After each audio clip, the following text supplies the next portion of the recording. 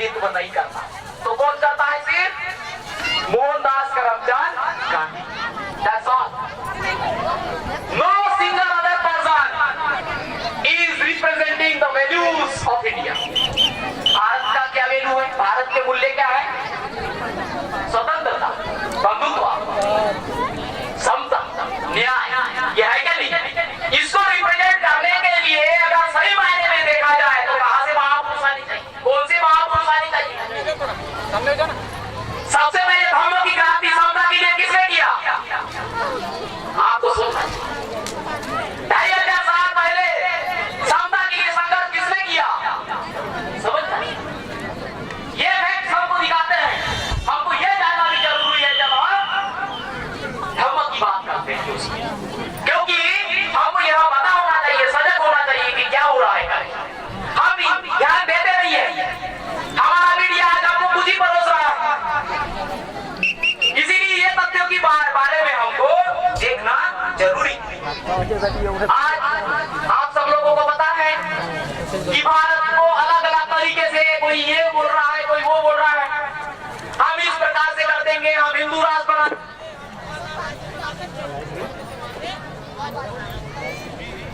मेरी आवाज आ रही है कि नहीं?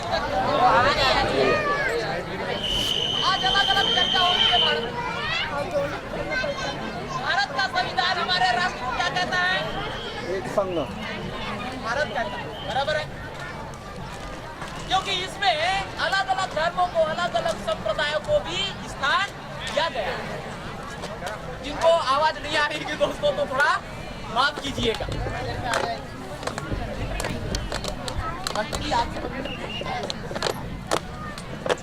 अलग अलग किस्म से अलग अलग प्रकार के बयान दिए जा रहे हैं।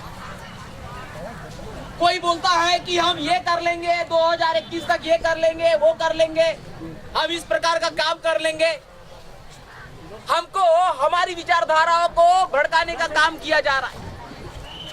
लेकिन मैं आपको यह कहने की कोशिश करूंगा दोस्तों कि आपका व्यवहार, आपका वैज्ञानिक दृष्टिकोण, आपका रिप्रेजेंटेशन होना चाहिए। वह आपकी आइडेंटिटी होनी चाहिए, वह आपकी पहचान होनी चाहिए। क्योंकि अगर आप सिर्फ नाम देते हैं लेकिन अगर सोच आपकी उस तरीके से नहीं बनती है तो आगे वाला व्यक्ति आपको अच्छी तरीके से जान लेगा कि ये बोलेगा कि ये क्या बता रहा है करके। लेकिन आपका व्यक्तिमत्व इस तरीके से बनना चाहिए धम्म के अनुसार, आपका वजूद इस तरीके से बनना चाहिए कि आगे वाला भी व्यक्ति यह सोचने पे मजबूर हो सके कि हाँ, यह जो कह रहा है यह सही है, वो आर्गुमेंट के लिए सही है। आज इस प्रकार के जो बयान दिए जा रहे हैं तो हमारा क्या कर्तव्य होना चाहिए? हमारा भी कर्तव्य होना चाहिए कि अलग अलग प्रकार की संघर्ष किया जाए। हम अपने लोगों में धम्म की बातें बताएं, समता की बातें बताएं। इसीलिए इस प्रकार के जो कार्यक्रम है जो बगुली में रखा गया उसके लिए मैं उनको धन्यवाद देता हूँ और मैं अपने आप को भी धन्य यहाँ पर महसूस करता हूँ। दोस्तों, मैं आप लोगों से एक पूछना चाहूंगा कि कोई लोग कहता है कि जन्म से जो कोई जन्म हुआ है वो हिंदू है, बोला जा रहा है कि नहीं? एक आर्गुमेंट के लिए पूछते हैं। जन्म से कोई बोलता है कि कोई ये हिंदू है, जन्म से कोई बोलता है ये मुसलमान है। ये भी कथन आए हुए हैं। आप सब लोगों को पता है कि नहीं? देखते हैं कि न्यूज हमारे लोग न्यूज देखते हैं नहीं देखते हैं कि फक्त काय पाहता तुम्ही? हाँ, क्या जन्म से आप क्या हो? प्राणी हो क्या इंसान हो? आप क्या हो? इंसान हो। अभी एक फिल्म आई थी दोस्तों,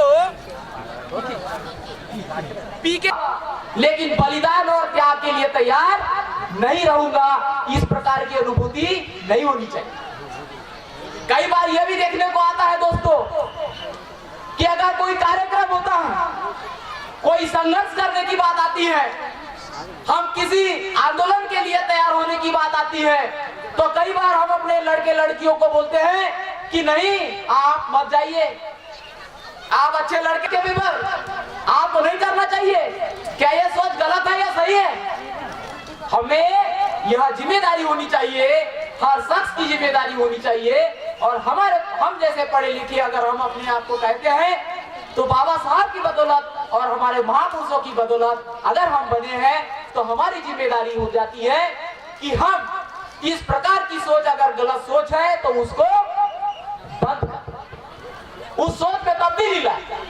आप सब लोगों को पता होना चाहिए दोस्तों, जैसे कि अभी मैं थोड़ी देर पहले बात कर रहा था कि भारत की जो पहचान बनी है भारत के संविधान के कारण, वो पहचान को अलग अलग बयान देके हमारे में भ्रम फैला के इस हमारी पहचान को नेस्त नाबूद कर कर एक प्रतिक्रांति करने की कोशिश की जा रही।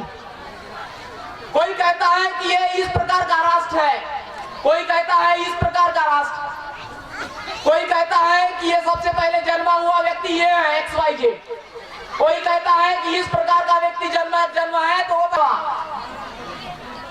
और ये लोग ठप्पा उसको नहीं बता सकते हैं और उस फिल्म का विरोध करने के ऊपर। आप सब लोगों ने देखा होगा ना। तो अगर इस प्रकार की अगर कुछ न कुछ प्रतिक्रांति चल रही है तो हमको जानने की कोशिश करनी चाहिए कि हमारे महापुरुषों ने एक्चुअली लिखा क्या है। नाही, अरे बाबा साहेब असे म्हणले होते का, अरे वाचा बाबा लिहिलं आहे असं, त्यांना दाखवा हे पहा लिहिलं आहे म्हणून। कई लोग ऐसे आपको बोलने में मिलेंगे जो हमारी नुमाइंदगी करते हैं, हमारा रिप्रेजेंटेशन करते हैं, हमारा प्रतिनिधित्व करते हैं समाज में, और वह लोग इन लोगों का साथ देते हैं, मनुवादी लोगों का, प्रतिक्रांति लोगों का, और कर्मकांड के बारे में लिखा है, सामाजिक जीवन के बारे में लिखा है। आप सब लोगों को पता होना चाहिए, जैसे कि मैंने जिक्र किया कि जाति प्रथा का 10-15 पेज का वो पुस्तक है, 2-3 बार पढ़िए, आपको पता ही चल जाएगा कि बाबा साहब की मंशा क्या कहनी, हमसे क्या वो चाहते थे। 2-3 दिन तक पढ़ते रहिए, आपको पूरा सार समझ में आता है। बाबा साहब ने जब धम्म क्रांति की तो उन्होंने, आप सब लोगों को पता है कि उन्होंने हमको एक ग्रंथ दिया। क्यों जरूरत पड़ी? क्योंकि उनको पता था कि अगर साइंटिफिक दृष्टिकोण लाना है तो एक ही धर्म है और उसका नाम है बुद्धिज्म। आप सब लोगों को यह पता है कि हमारे विश्व में अलग अलग वैज्ञानिक हुए कि जितने भी तमाम धर्म है राधा, उसमें से अगर इस धरती पर सर्वश्रेष्ठ मानवता पर आधारित, विज्ञान पर आधारित कोई धर्म है तो उसका नाम है बुद्धिज्म। उसके बाद में कुछ दम होगा क्या? नहीं, क्योंकि अगर वो कोई साइंस का व्यक्ति कह रहा है तो सबसे पहले वो कसौटी पे खरा उतरने की कोशिश करता है। और इसीलिए हमारी कोशिश होनी चाहिए कि अगर जब भी कोई बात हम सुनते हैं, देखते हैं, तो सबसे पहले उसको विज्ञान की दृष्टिकोण से कसौटी पे खरा उतरे। इसीलिए हम सब में लिखा, उसका सारांश लिखा, उसमें कुछ समस्याओं का जिक्र किया गया है, उसका परिचय दिया गया, और वह दोनों जो पुस्तकें हैं वो भी पढ़ने की कोशिश कीजिए कि किस तरीके से हमारा उत्तरदायित्व बनता है कि हम समाज को एक दिशा देने के लिए वह जो विचार है वो आगे ले जाने के लिए कौन सी ऐसी कोशिश होनी चाहिए। क्योंकि ये जो धम्म है दोस्तों, वो कोई कर्मकांड का नहीं है, वो हमारे जीवन में हर पल उसको इम्प्लीमेंटेशन करने वाला धर्म है। इसीलिए सबसे पहले और सबसे अति महत्वपूर्ण चीज है कि हमारे विचारों में परिवर्तन होना ही सबसे बड़ी जरूरत है। यार मुझे पूरी उम्मीद है कि इस प्रकार की जो संगोष्ठी है, जो भगोली ग्राम के निवासियों ने, कार्यकर्ताओं ने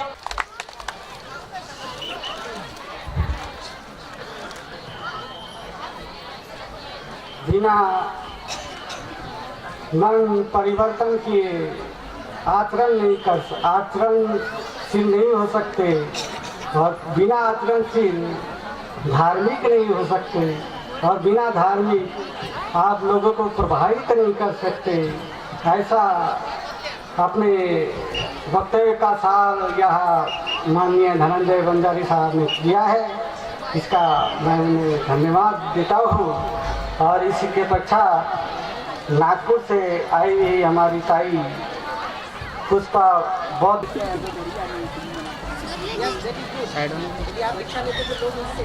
महाकारुणिक तथा गौतम बुद्ध, परम पूज्य बोधिसत्व डॉक्टर बाबा साहेब आम्बेडकर, इनको मैं 3 बार वंदन करती हूँ।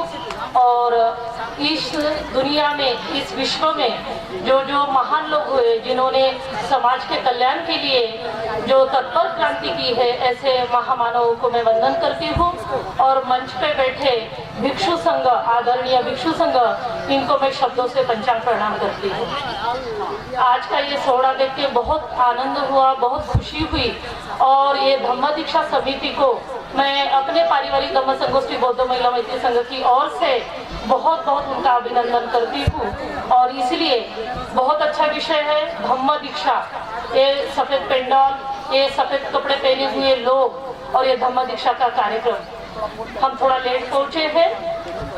धम्म दीक्षा यानी 22 प्रतिज्ञा। धम्म दीक्षा लेना यानी 22 प्रतिज्ञाओं को आचरण करना और अपने कृति में उतारना।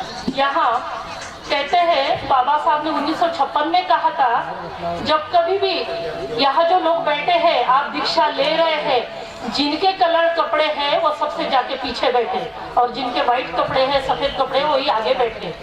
आज ये बगोली ग्राम में यहाँ मैं तो ले रहे हैं। लेने के बाद अभी रंगारी सर ने बहुत अच्छी बातें कही, पर मैं थोड़ा सा आपको बेसिक बात मजबूती की बताऊंगी कि जब जब भी धम्म दीक्षा लेते हैं तो सबसे पहले 7वीं प्रतिज्ञा याद होना बहुत जरूरी है। अभी धम्म दीक्षा लेंगे हम, लेने के बाद सबसे पहले सफेद वस्त्र, और जैसा सफेद वस्त्र पे कोई भी दाग या निशान वो दूर से दिखाई पड़ता है, वैसे अपने चरित्र पर भी वैसा क्लीन, इतना सफेद होना चाहिए। तो वैसा सफेद मन लेके ये धम्म दीक्षा का कार्यक्रम होना है अभी।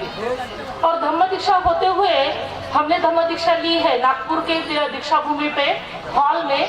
विमल कीर्ति भंते जी, हमारे आदरणीय चंद्र कीर्ति भंते जी और 25-30 भिक्षु संघ था, और उनके बीच में हमने 600 लोगों ने परिवार के साथ दीक्षा ली। जब मैं मलाजखंड में रहती थी उस समय मैंने देखा कि बौद्ध धर्म कैसा होता है। तो हम अपने आप को तो परिवर्तित नहीं कर पाए, बौद्ध नहीं बना पाए, बौद्ध बन नहीं पाए, बौद्ध चल नहीं पाए, दिख नहीं पाए। पर जब ये बात धीरे धीरे समझ में आई तो उस समय हमने सोचा कि अपने बौद्ध बने होंगे, बाबा साहब ने 1956 में दीक्षा दी होगी। पर ये गलती बाद में समझ में आई कि मैं बौद्ध नहीं बनी हूँ, मैंने दीक्षा नहीं ली हूँ। तो ये बात, मेरे गलती को सुधारने के लिए हमने एक काम किया कि क्यों ना बच्चा अभी जन्म में आया बेटा, तो इसी का सरनेम चेंज किया जाए। तो हमने उसका नाम किया गढ़पाइले सरनेम से, हमने उसका सरनेम बदल दिया, बौद्ध कर दिया। मतलब उसकी आने वाली पीढ़ी अभी गढ़पाइले के नाम से नहीं जानी जाएगी, सुमेध बौद्ध, उसके बच्चे का नाम बौद्ध नाम से। सबसे पहले हम ये जान ले कौन क्या बोलता है, कौन हम पर छिटाकछी करता है और कौन हमारी बातों को क्या करता है। तो हमको पहले ये जान लेना चाहिए, उसके बाद ही हमको, अगर बाबा साहब की धम्म दीक्षा के बाद 22 प्रतिज्ञा लेते हैं, पहली, दूसरी, तीसरी, चौथी, 5वीं, तो 5वीं तक कहा गया है नहीं पूजा अर्चना करूंगा, रामकृष्ण को नहीं मानूंगा, नहीं पूजा अर्चना करूंगा, गौरी गणपति को इत्यादि को नहीं मानूंगा। चौथी प्रतिज्ञा है कि देवाने अवतार घेतला यावर माझा विश्वास नहीं, मतलब भगवान ने अवतार लिया इस पर मेरा विश्वास नहीं। 5वीं है कि भगवान बुद्ध विष्णु का 9वां अवतार है, इसे मैं पागलपन और मूर्खता की बात समझता हूँ। ये बाबा साहब कहते हैं, लाखों, ऐसे 10 लाखों क्या पूरे देश विदेश के लोग इस बात को जानते हैं। क्या हमने जाना, क्या हमने समझा? भाई दीक्षा लेते रहेंगे, सब कुछ करते रहेंगे, पर खुद के कृति में बदलाव कब लाएंगे? बात दूसरों को टीका करना बहुत आसान होता है, पर खुद हम अपने आप पर टीका क्यों नहीं कर पा रहे? समाज में कोई भी काम करने के पहले बाबा साहब ने 1 से 5 तक लेकर ये कहा कि मैं ना ही मानूंगा, ना ही पूजा अर्चना करूंगा। तब भी मेरी महिलाएं इस बात से छूटी है, कर्मकांड करने से बच रही है। आती बहुत है सफेद कपड़े पहन के, सफेद कपड़े पहना यानी बौद्ध बन गए, गले नहीं करूंगा मतलब ही बौद्ध बन गया है वो व्यक्ति। तो क्या हम बौद्ध बन गए हैं? ये अपने आप से हमको सवाल करना चाहिए। मैं हमेशा जब भी कहीं भाषण देती हूँ या जब भी मुझे कहीं बुलाते, मेरा बाबा पोषण नहीं मिलने से विकलांग हुआ, उसके पहले बाबा साहब का जन्म हुआ। और बाबा साहब चौथी प्रतिज्ञा में लिखते हैं कि देवा ने अवतार घेतला, मतलब भगवान ने अवतार लिया, उस पर मेरे को विश्वास नहीं। तो बिट्टू बाबा कहाँ का विश्वास? रामदेव बाबा, कौन सा बाबा, ये बाबा, वो बाबा, अरे सारे दुनिया के 33 कोटि भगवानों ने संविधान नहीं लिख पाए, वो संविधान मेरे बाबा साहब ने लिखा। तो वो भगवानों की क्या वैल्यू है? क्या वैल्यू है आप सोच नहीं सकते।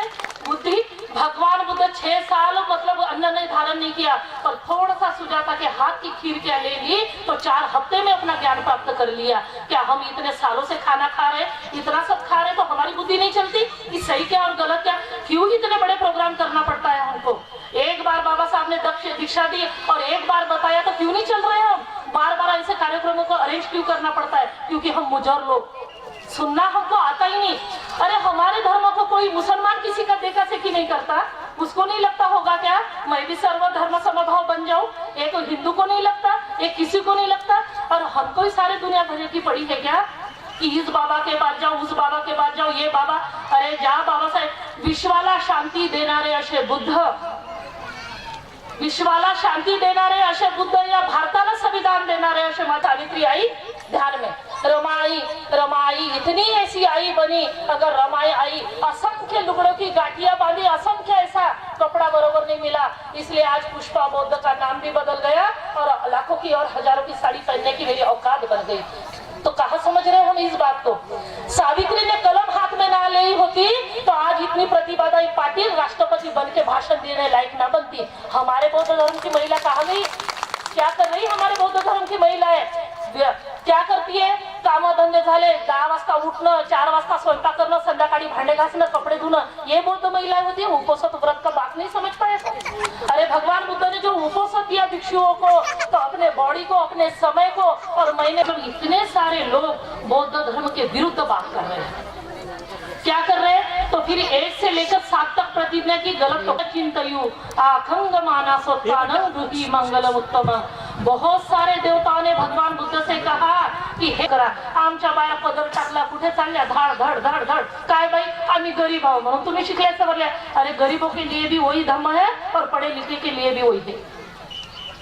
ब्राह्मणाची बाई ऑफिस मधून संध्याकाळी येत असेल, वो अगर शाम को ऑफिस से आती होगी तो बराबर अपने बच्चों की आरती की थाली लेके मंदिर पहले जाती है। और हम लोग क्या कर रहे हैं? कहाँ का बुद्ध, कहाँ का पंचशील? अभी अगर हम बोलेंगे कि अरे आचरण पता नहीं, क्रांति की बात कर रहे हैं, तो मुझे नहीं लगता, ये नहीं पता कि भंतीजियों के साथ कैसा व्यवहार करना चाहिए, ये नहीं पता समाज में सारी बातें इतनी गलत। लोग जब हमको ये बात नागपुर में जाने के बाद समझ में आई कि जब एक ब्राह्मण की औरत सारे को नाश्ता चैनल पे बैठ के इतना कुछ कर सकती है, तो तब मैंने नागपुर में पूरी ऑफिसरों की महिलाओं को निकलो घर के बाहर, काम करेंगे।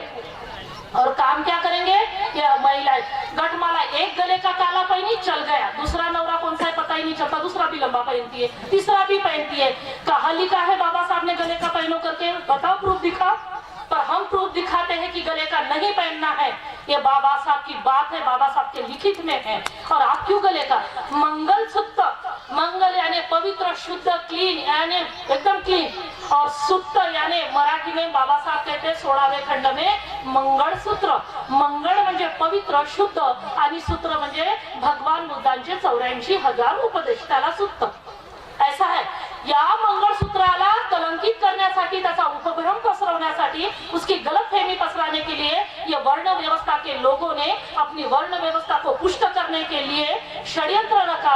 और जो आपका मंगलसूत्र मतलब 84,000 उपदेश लोग सुनने से जाग जाते थे, उसका उपभ्रम पसराने के लिए वो खैबर खिंडी का इतिहास है। आर्य कैसे आए, बहुजनों पर ऐसा कैसा ये किया, मूल निवासियों को क्या। अभी इतने भीड़ में सोने का पहनी हुई महिला एक हाथ का गले का टूट जाए तो सबसे पहले आप क्या पहनेंगी? सोना या काले मनी?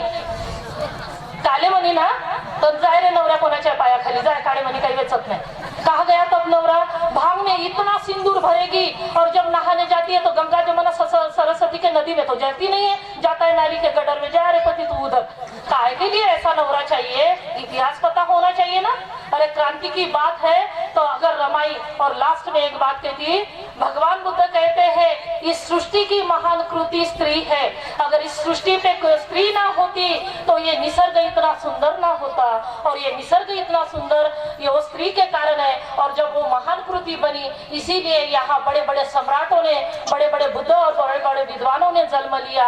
और जब ये महान कृति है, नहीं तो पुरुष का कोई भी अस्तित्व नहीं, स्त्री है तो पुरुष का अस्तित्व है। तो इसलिए मैं पुरुष और स्त्री, मेरे बहनों को, मेरे भाइयों को, मेरे बंधु, मेरी छोटी बेटियां, मैं सभी को इतना कहना चाहूंगी कि बौद्ध धर्म दिखावे का, बोलने का नहीं होता, कृति का होता है। और बोलने के लिए तो मेरे पास बहुत कुछ है, और इतने बड़े जन समुदाय के सामने बोलना और एक एक बात रखना बहुत जरूरी है। और सबसे ज्यादा महिलाओं पर बहुत कुछ डिपेंड करता है।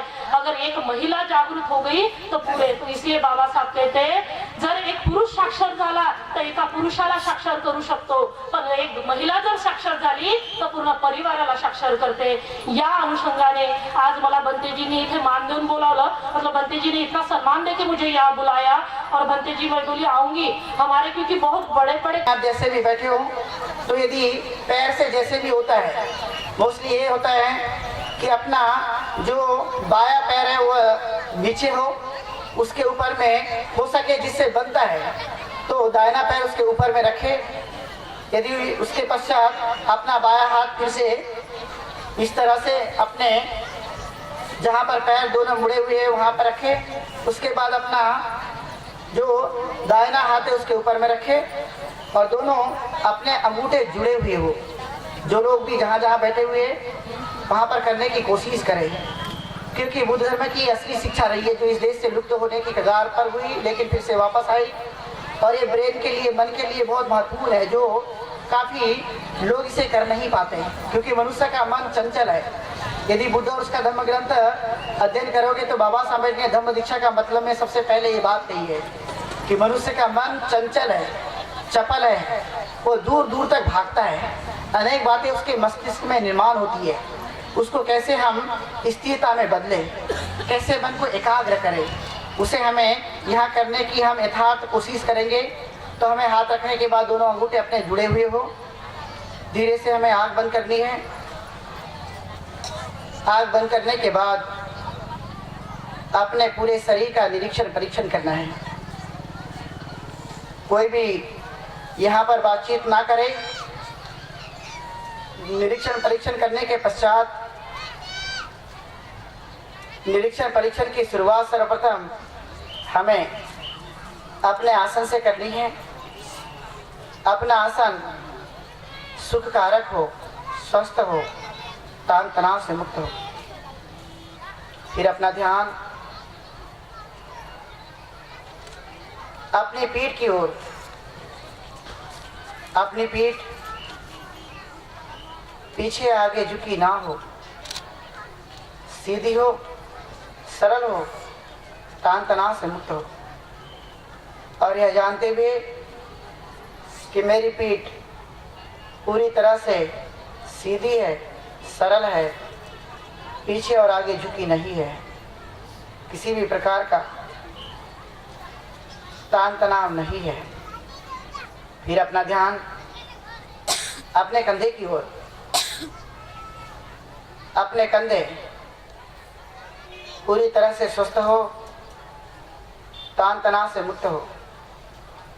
और यह जानते हुए कि अपने कंधे पूरी तरह से स्वस्थ है, तान तनाव से मुक्त है, सीधे एवं सरल है। फिर अपना ध्यान अपने हाथ की ओर, अपने हाथ पूरी तरह से स्वस्थ है, तान तनाव से मुक्त है। यह जानते हुए कि मेरे हाथ पूरी तरह से स्वस्थ है, तान तनाव से मुक्त है। फिर अपना ध्यान अपनी गर्दन की ओर, अपनी गर्दन पीछे या आगे झुकी ना हो, सीधी हो, सरल हो, तान तनाव से मुक्त हो। और ये जानते हुए कि मेरी गर्दन पूरी तरह से स्वस्थ है, तान तनाव से मुक्त है, सीधी एवं सरल है। फिर अपना ध्यान अपने मस्तिष्क की ओर, अपना मस्तिष्क पूरी तरह से स्वस्थ हो, तान तनाव से मुक्त हो। फिर अपना ध्यान अपने चेहरे की ओर, अपना चेहरा प्रफुल्लित हो, आनंदित हो, तान तनाव से मुक्त हो, और यह जानते हुए कि मेरा चेहरा प्रफुल्लित है, आनंदित है, तान तनाव से मुक्त है। फिर अपना ध्यान अपनी नासिका की ओर, और यह जानते हुए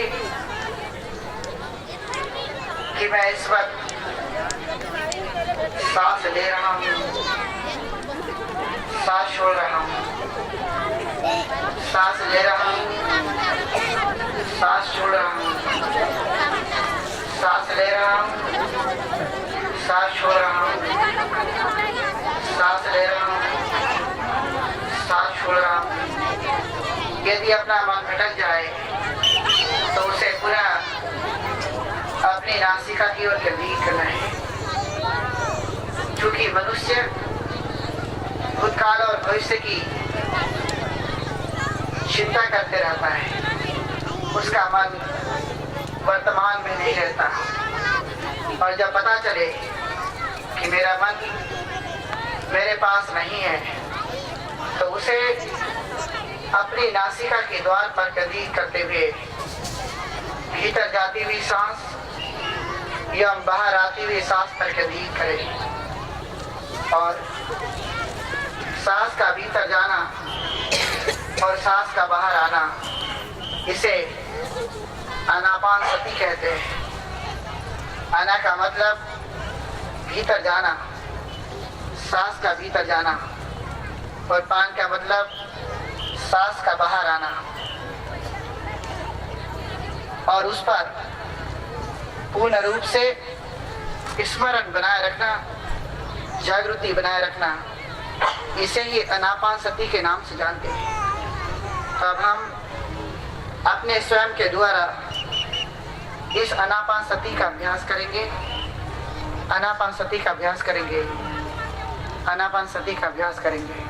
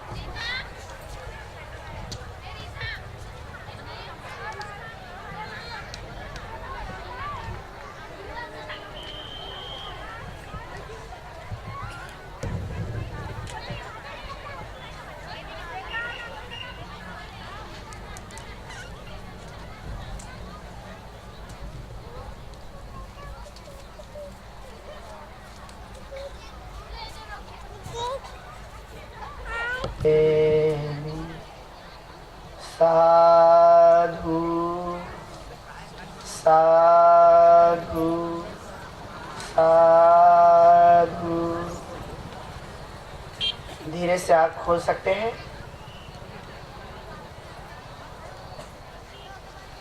अपने हाथों को भी अलग कर लीजिए।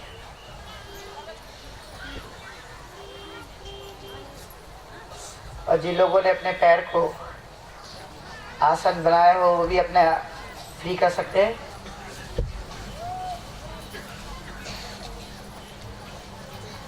अभी आप लोगों से मैं पूछना चाहता हूँ, आपको भोजन के लिए छुट्टी चाहिए कि नहीं चाहिए? कितने लोग ऐसे जो भोजन की छुट्टी चाहते हैं और कितने ऐसे लोग हैं जिनको भोजन की छुट्टी नहीं चाहिए, मतलब भोजन की छुट्टी वाले लोग आप लोग, यानी जितने भोजन की छुट्टी वाले लोग हाथ खड़े करो। जिनको भोजन की छुट्टी नहीं चाहिए वो अभी हाथ नीचे रखे। भोजन की छुट्टी वाले कितने लोग हैं? कोई भी नहीं, वेरी गुड। तो ये सामने वाले लोग जिनको भोजन चाहिए तो ये लोग भोजन के पंडाल में पहुंचे। भोजन नहीं चाहिए? Very good. इधर वाले वेरी गुड। तो आपका अभी भोजन, लेकिन ध्यान रखें कि आपको अपने जगह से उठना नहीं है। ये हमारा सम्यक संकल्प होना चाहिए। इसको अष्टांगिक मार्ग का दूसरा अंग कहा जाता है। पाली भाषा में इसे पेशेंस की क्षमता उसके अंदर पाई जाती है। सेकेंड थिंग कि वह अच्छा वक्ता भी बनने की संभावना है। इसीलिए इन महत्वपूर्ण प्रसंग को, क्योंकि ये एक दिवसीय प्रोग्राम है, ये कोई 2 दिवसीय प्रोग्राम नहीं है। कई ऐसे दिन हैं जहाँ पर हमने खुद 10 दिन तक बैठकर वो सब चीज़ सीखी है, और लेकिन हमने भोजन जरूर ग्रहण किया। लेकिन कैपेसिटी कैसी थी कि अल्प मात्रा में भोजन ग्रहण किया, लेकिन पेट की खुराक से ब्रेन की खुराक ज़्यादा तगड़ी थी। कि ब्रेन की खुराक जितनी ज़्यादा तगड़ी होती है, मनुष्य उतना पावरफुल बनता है। मैं अधिकतर लोगों को देखता हूँ कि पेट की खुराक ज़्यादा होती है, लेकिन ब्रेन की खुराक काफ़ी कम पाई जाती है। तो जिसको दारासिक बनना हो तो ब्रेन की खुराक की जगह पेट की खुराक का विशेष ध्यान रखें कि नंबर 1 वो आलस्य रहित हो। नंबर 2 बातें कि अल्प मात्रा में भोजन ग्रहण करे। उसकी नींद कुत्तों की नींद की तरह हो। स्वान निंद्रा कहा गया है, कुत्तों की नींद की तरह हो। जिसको पता चला जेव्हा पाहिला तेव्हा काय आहे, झोपला चाहे। काय होईल मग? विकास होईल का नहीं होईल? विकास होईल ना? नहीं ना? Very good. तो कुत्तों की तरह नींद हो। सेकेंड थिंग, बगलों की तरह एकाग्रता हो, जिसका हमने अभी अभ्यास किया। यदि आपने बगला देखा होगा, बगुला, तो आपने देखा होगा वह हर कहीं जहाँ पर भी पानी हो वो पानी के किनारे रहता है, और पानी के किनारे रहते हुए जैसी मछली ऊपर आती है तो बगुला क्या कर देता है?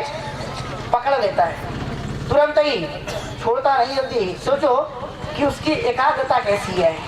तो हमारी एकाग्रता किसकी तरह हो? बगलों की तरह।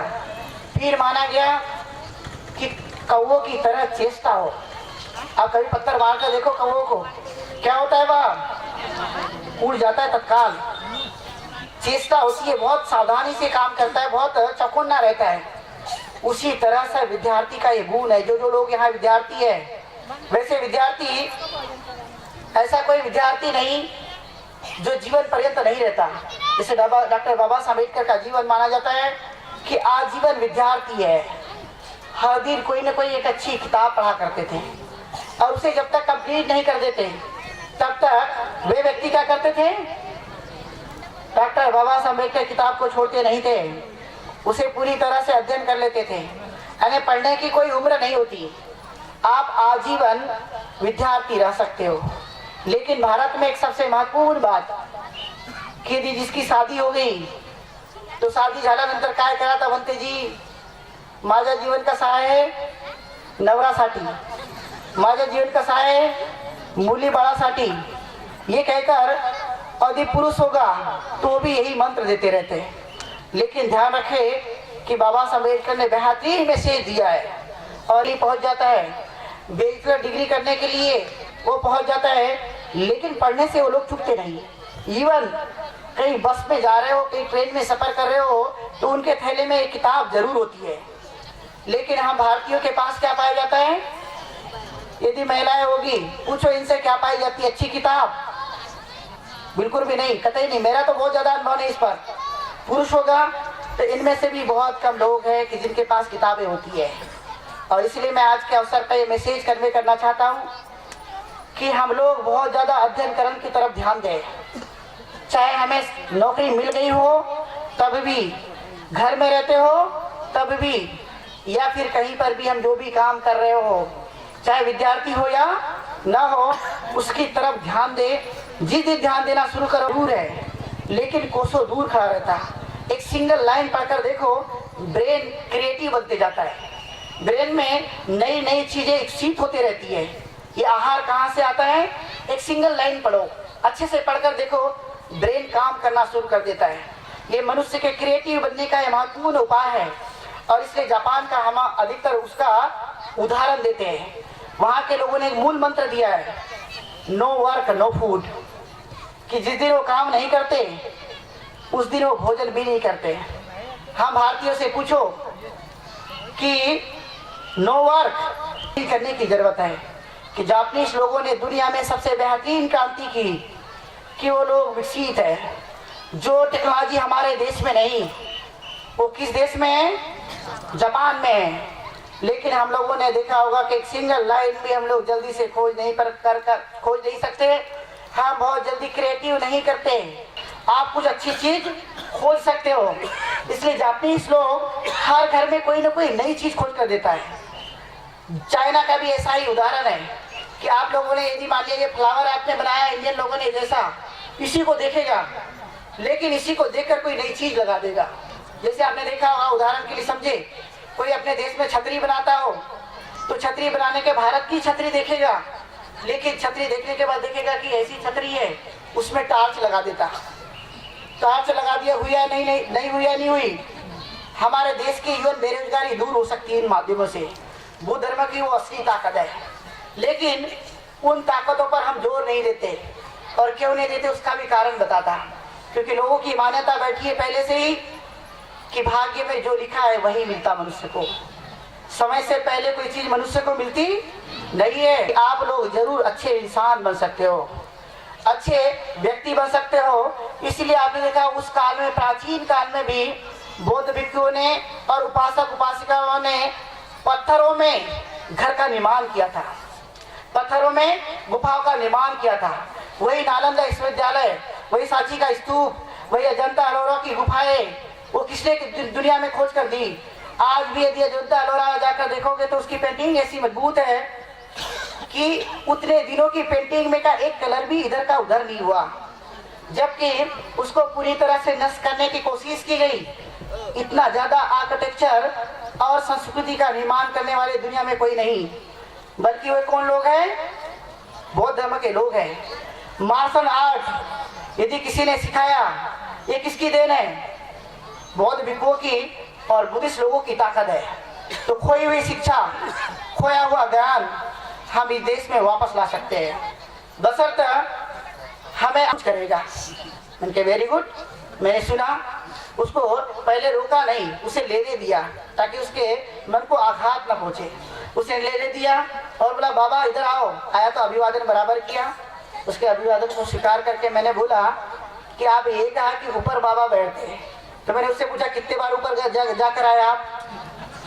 एक आध बार ऊपर जाकर आए, जिससे आप ये बता सको कि सही में बाबा ऊपर बैठे हैं। मैंने उसे समझाया कि आपको दुख पहुंचे या ना पहुंचे, लेकिन मैं आपको बहुत अच्छी तरह से समझाने की कोशिश करता हूँ कि दुनिया में ऊपर कोई मालिक और बाबा बैठे नहीं है ऊपर, क्योंकि हम लोग वो लोग सोचते हैं जो कभी ऊपर में नहीं गए। आपने देखा होगा इस आधुनिक भारत में आज ही समय में, इस समय कुछ दिन, ये इन बातों को ब्रेन से निकालने की बहुत जरूरत है। जिस दिन आपका ब्रेन ये सब चीज निकाल देगा, यू बिकम अ साइंटिफिक, आपका विचार पूरी तरह से साइंटिफिक बन जाता है। आपका तुरंत आपको प्रज्ञा जागती है, किस जाति में जन्मा ये कोई विषय नहीं, लेकिन सोच हमारी बहुत अच्छी होनी चाहिए। ये यदि आपने किया तो इनमें से कई लोग अच्छी चीजों को खोज सकते हैं, मेरा इस पर पूरा भरोसा है। लेकिन हमें वो चीज करने की बहुत जरूरत है, क्योंकि बुद्ध धर्म ने दुनिया को बहुत अच्छा रास्ता और सब कुछ सिखा कर दिया, हर चीज बताई बुद्ध ने। यदि आप लोग समझ सको तो ओरिजिन की थ्योरी जिसको कहते हैं, इफेक्ट ऑफ ओरिजिन, यानी जिसको प्रतीत समुत्पाद कहा जाता है। और वो प्रतीत समुत्पाद कुछ नहीं, त्याग दे। जिस दिन त्याग दोगे, मेरी ऐसी मान्यता है कि आपका आयुष्य भी बढ़ेगा, आपकी उम्र भी बढ़ेगी और कोई अच्छा खासा नया परिवर्तन आपके जीवन में दिखाई देगा, जो आप अपनी आंखों से खुद की तरफ देख सकते हो। ये खास ताकत है, वो कहीं से नहीं आई, ये बुद्ध धर्म की असली शिक्षा है। और इस असली शिक्षा पर यदि हमने ध्यान दिया तो किसी मालिक को तलाशने की जरूरत नहीं होती। आपके पास ही अनंत शक्ति है, अनंत ताकत है, उसका उपयोग करने की बस जरूरत है। और इसलिए बुद्ध धर्म दुनिया की बेहतरीन मिसाइल बनकर आज सामने आया है और बुद्ध धर्म की शिक्षा को आत्मसात उसको पढ़ने की और सीखने की कोशिश करते हैं। और इसलिए मैं जिसका उदाहरण दे रहा था वो जापान देश आज पूरी दुनिया में छाया हुआ है और हर घर में एक अच्छी चीजें वहां पर बन रही। ले जाना चाहते हैं अपने देश में तो हमने आपको बुलेट ट्रेन भी दी, जाओ वाराणसी में और क्या करो, वहां बुलेट ट्रेन चलाओ। फिर नरेंद्र मोदी ने दूसरी बात रखी कि हमारे वाराणसी से गंगा नदी बहती है और गंगा नदी कैसी है, बहुत मैली है। तो बोला बहुत अच्छी बात है, आपके देश की गंगा मैली है, अच्छी है। तो उन्होंने कहा गंगा इसलिए मैली है क्योंकि वो राम की गंगा है, यदि वो बुद्ध की गंगा होती तो वो कभी मैली नहीं होती। तो नरेंद्र मोदी बोले ठीक है बाबा, ओके, आपको बोले हमारे गंगा नदी को साफ करने के लिए फंड भी चाहिए।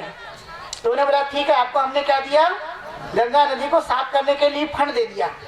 फिर उन्होंने बोले आपको देने के लिए मेरे पास कुछ नहीं है, एक ही चीज है और वो क्या चीज है, भागवत गीता। और भागवत गीता मैं आपको समर्पित करता हूँ। कौन कहा, हमारे देश के पीएम नरेंद्र मोदी जो इस देश को विकसित बनाने की बात करते हैं, उनके पास एक भी उपाय नहीं है। आपको बाद में और भी क्लियर करूंगा। तो उन्होंने उनको गीता दी तो उन्होंने कहा मोदी जी गीता आपकी इतनी अच्छी है तो बुलेट ट्रेन हमारे से क्यों मांग रहे हो, जब ये गीता अच्छी है तो बुलेट ट्रेन हमसे क्यों मांग रहे हो।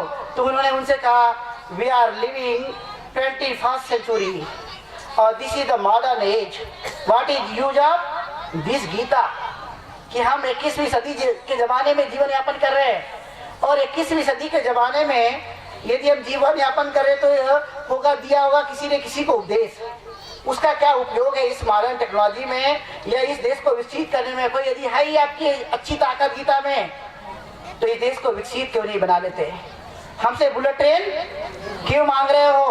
और इसलिए मैं आपको बताना चाहता हूँ कि बीत हुए ये बात को हम अच्छी तरह से आत्मसात करें, समझे, तर्क करें।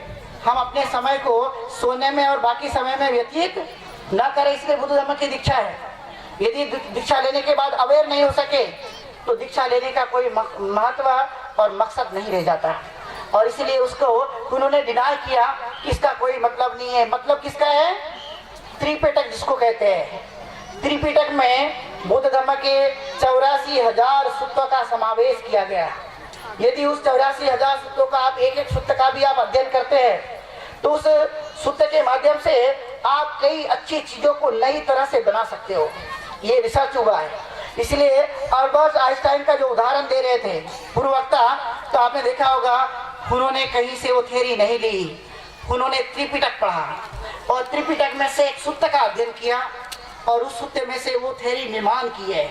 और इसलिए हमारे पास खजाना है ज्ञान का, कहीं ज्यादा भटकने की जरूरत आवश्यकता नहीं है, लेकिन पहचान करने की जरूरत है। इसलिए जो लोगों को डर लगता है, जैसा मन सोचता है उसी तरह से मनुष्य के दुख मनुष्य के जीवन में आता है। यानी मलिन मन से सोचता है, मलिन मन से कार्य करता है तो दुख उसके पीछे खड़ा रहता है, जैसे मनुष्य के या बैल के पीछे उसके चक्के। तो इस महत्वपूर्ण बातों को हम लोग ध्यान दें। अब पावर चले गया, आज दिन में 2 बार पावर चले गया, लगता है हमारी बातें सुनकर वो बिजली वाला भी परेशान है। इसलिए हम लोग यहाँ रुकेंगे और मुझे लगता है वो छुट्टी देने की कोई आवश्यकता तो नहीं है, लेकिन उसके लिए प्लान करते हैं कि कितने देर में पावर आ जाएगा। और नहीं रहा, ऐसे समय में हम पाते हैं कि उन्होंने उनके रुके हुए कार्यों को हमारे कंधे पर ला कर दिया कि हे मेरे जाति समाज के लोगों, हे भारतीय लोगों, मैंने धर्म का रथ बड़े मुश्किलों के बाद यहाँ तक लाया है। यदि आप इसे आगे नहीं बढ़ा सकते तो आपको पीछे ढकेलने की कोई आवश्यकता नहीं है। इन बातों को शुद्धता के साथ समझे। क्यों? क्योंकि धर्म नहीं बढ़ेगा तो इस देश में मानवता कतई स्थापित नहीं हो सकती। इन बातों को गौर और ध्यान पूर्वक समझकर, सुनकर अपने ब्रेन में उतारने की हम कोशिश करें। ये कोई साधारण बात नहीं है। बहुत सारे लोग ये बात कहते हैं कि ऐसा संभव नहीं है, हमें बहुत ज़्यादा आज वो समय नहीं बचा। वो प्राचीन यदि है भी उसमें लिखा, कोई देखने आता है क्या? नहीं आता। लेकिन व्यवहार से हम तो कम से कम बदलने की कोशिश करें कि जाति है, जाति के अंदर जाति है, उपजाति है, तो उससे हमें निकलने की कोशिश करें। कई जगह ये पाया गया कि मन में वो इच्छा शक्ति चाहिए, वो ताकत चाहिए, वो सोच चाहिए। दुनिया में कोई भी चीज़ असंभव नहीं मानी गई है, क्योंकि इस देश में दुनिया में ये सब सिद्ध कर दिया है। अनेक उदाहरण इसके लिए। एक काल में कहा जाता था कि मनुष्य हवा में उड़ता है, वो सब झूठी बातें थी।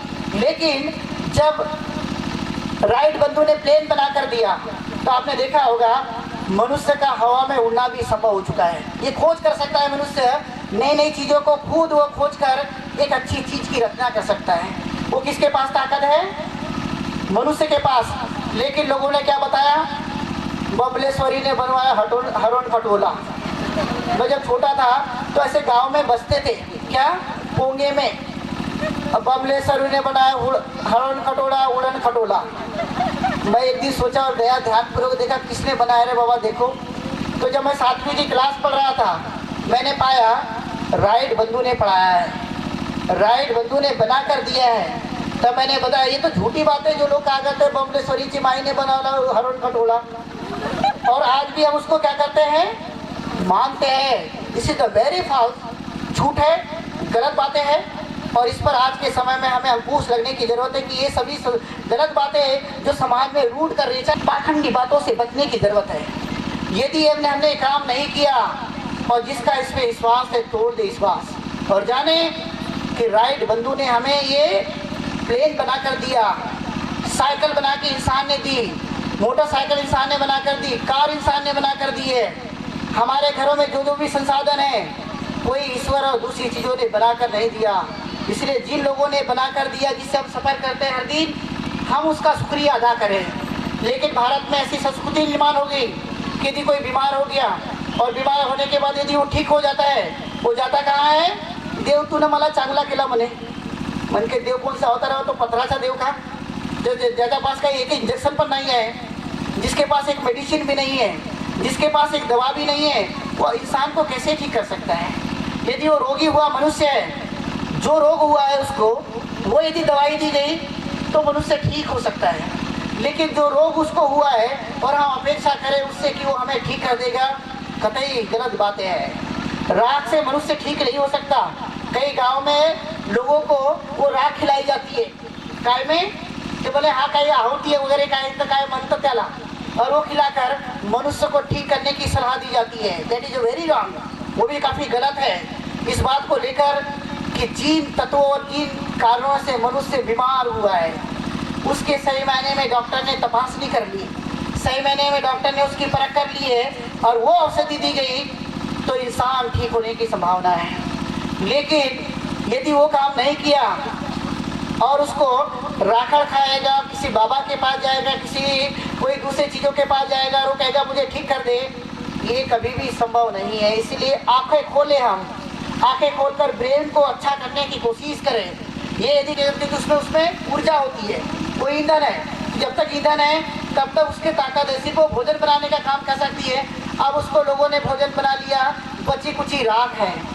अब राख उसको कई दिन तक यदि बीमार पड़ गए, बीमारी ठीक नहीं हो रही तो कहा जाते भंते जी काही असा आहे का जगात काही लागला असेल का? तो बोले तुला काय लागला बाबा, ते राखड़ खाऊन काही ठीक होणार का तू? कहीं ऐसा कुछ लगता नहीं है। हमारी सोच वैसी बन गई है। सोच को यदि अच्छा स्ट्रॉन्ग किया गया, विल पावर तैयार किया गया तो कई चीज़ें आपकी यूं ही बीत जाएगी, ख़त्म हो जाएगी। इसलिए राख खाने से बचे रहे। बाबा और इत्यादि जो हमें गलत चीज़ें खिला देते हैं उससे बचे रहने की कोशिश करें और वो चीज़ देखें जो कंदमूल है इस देश में, जो वो धर्म की ताकत है, उसकी खुराक हम अपने जीवन में उतारने की कोशिश करें। ये सच्चा है।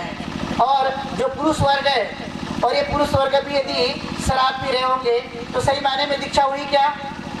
तो आज आदर्श निर्माण करने की जरूरत है। मुझे लगता है स्त्रियां थोड़ी कम पीती होगी। पीती है कि नहीं पीती? नहीं पीती, ठीक है, वेरी गुड।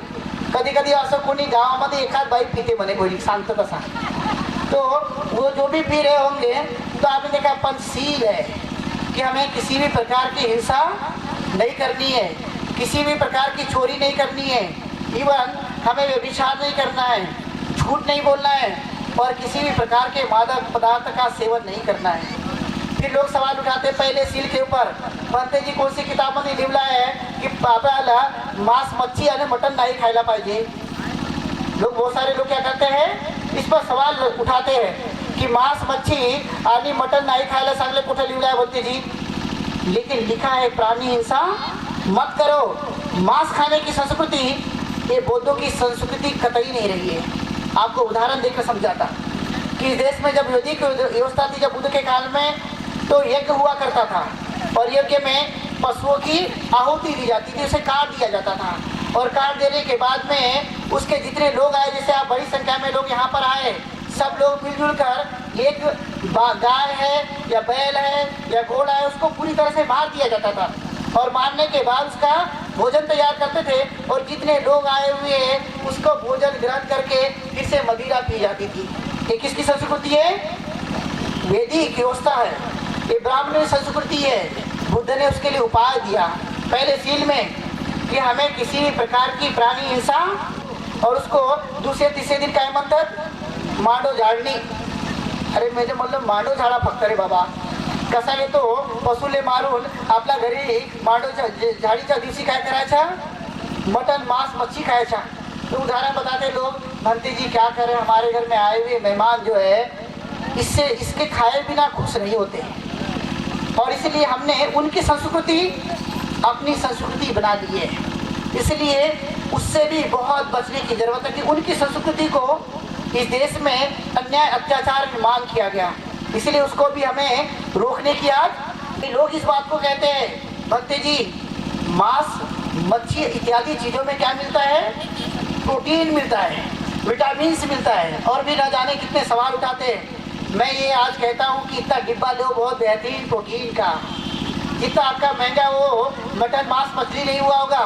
आज के लोगों ने प्रोटीन निर्माण किया है और कई ऐसी खुराक बना ली सदियों और लंबे समय से हम नहीं कर पा रहे। यदि हमने काम किया तो इस देश में हम चीज हो सकते हैं, ये हमें बहुत जल्दी समझने की आवश्यकता है और ये समझा तो हम निश्चित रूप से आगे बढ़ेंगे कि नहीं बढ़ेंगे। यदि बौद्ध धर्म की दीक्षा लेने के बाद इन चीज़ों को हमने अपनाया तो आगे बढ़ेंगे कि नहीं बढ़ेंगे? निश्चित बढ़ेंगे। इसलिए हमें ये चीज़ करने की ज़रूरत है। अब मैं फिर से अंतिम में पूछता हूँ, मला असा वाटत आहे की पोटामध्ये जरूर भूक लागली असेल।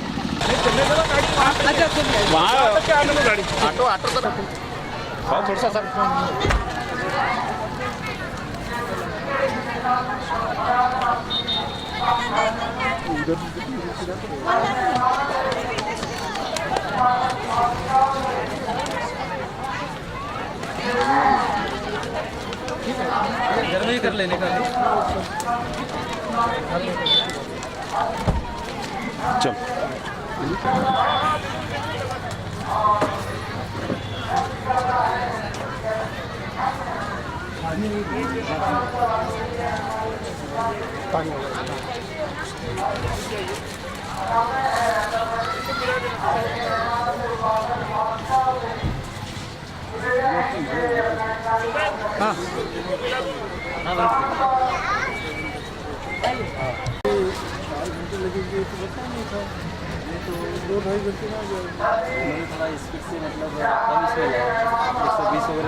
करते हैं और अभी इस धम्म दीक्षा समारोह समिति की ओर से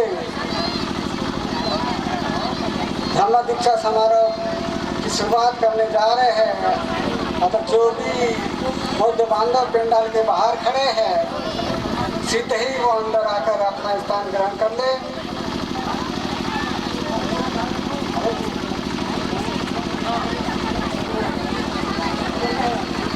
चालू नहीं है।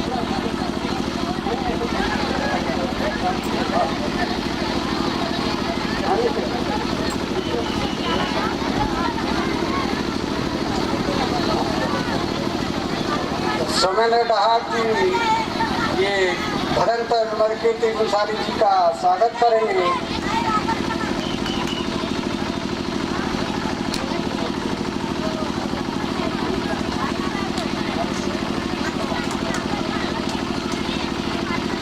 वैसे समिति भगवती की समिति की ओर से सामान्य गणनीय सर देवी भदंत यूनिवर्सिटी जी का स्वागत करेंगे और इसका अपने बीच में उपस्थित पूज्य भगत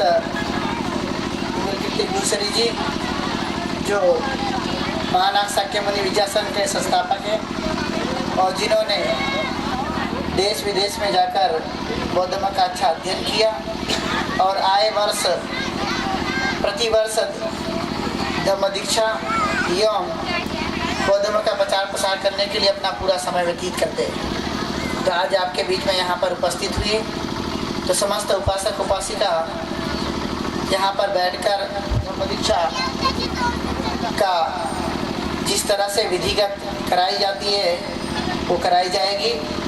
तो मैं पूज्य भंते जी से याचना करता हूँ कि यहाँ पर उपस्थित उपासक उपासिका को दीक्षा विधि की शुरुआत करें। बौद्ध धर्म की दीक्षा लेने से पहले ये जरूरी होता है कि हम लोग ये जाने वास्तव में दीक्षा लेना क्या होता है, मतलब क्या। बाबा साहब के ज़माने में उन्होंने लगभग 20 साल से भी अधिक समय तक लोगों को ये बताया था, समझाया था धर्म परिवर्तन करना क्यों आवश्यक है। 20 साल से लोग चिंतन माने करते थे, सोचते थे, जानने की कोशिश करते थे और अंततः जब वो समय आया दीक्षा धर्म की दीक्षा ग्रहण करने की बेला आ गई। हम लोग सभी जानते हैं लाखों की संख्या में लोग वहाँ आए और ये बुद्ध धर्म की दीक्षा को ग्रहण किया। उसके पश्चात दुर्भाग्य से बहुत बुरी घटना हुई। बाबा साहब स्वयं चल बसे और उन्हें जिनको दीक्षित किया था उनको उस मार्ग पर चलने के लिए और हम कुछ अलग हैं, कुछ खास है, ये लोगों को करके दिखाने के लिए कोई सहायता नहीं मिली। कि बगैर बाबा साहब के कोई नहीं जानता इस धर्म को प्रत्यक्ष है कैसे और इसे एक नए इंसान के और नए समाज को रखना पड़े कैसे। सभी इस बारे में अज्ञानी होने के कारण बुद्ध धर्म का जो प्रचार और प्रसार होना चाहिए था और उसके कुछ दृश्य फल हमको आज दिखाई देने चाहिए थे वो और पूरे देश को, पूरे विश्व को प्रकट नहीं हो पाए। आप इस दृष्टि से इतिहास को जरूर जानते होंगे, धर्म के बारे में कुछ कही सुनी बातें भी आपको जरूर याद होगी और जैसे कि मुझे बताया गया है अब यहाँ अधिकृत से बुद्ध धर्म की दीक्षा ग्रहण करना चाहते हैं। इसके बारे में मैं आपको दो बातें बिल्कुल और विज्ञान इतनी तेजी से और इतने अनेक ढंग से बढ़ रहा है। 20-25 साल पहले हम लोगों ने इसकी शायद कल्पना नहीं होती। इस विज्ञान ने इस भूतल पर सभी प्राणियों के, मनुष्य प्राणियों के दिमागों को कुछ नए प्रकार से सोच करने की ताकत दी है, मजबूर किया, नए ढंग से जीने की प्रेरणा दी और ढेर सारी हमारी जो पुरानी श्रद्धाएं थे, विश्वास थे, आचरण के नियम थे, पूरी परंपराएं थे, इन सब को जैसे इस विज्ञान युग ने खारिज कर दिया है। विज्ञान युग का सबसे महत्वपूर्ण तत्व हम सभी लोग जानते हैं ये है, यहाँ हर पल हर कम क्षण परिवर्तन हो रहा है। विश्व की सभी चीजों में, सभी अंशों में, सभी अंगों में लगातार परिवर्तनशीलता दिखाई देती है और ये विश्व का सबसे पहला नियम लॉ ऑफ यूनिवर्स हर चीज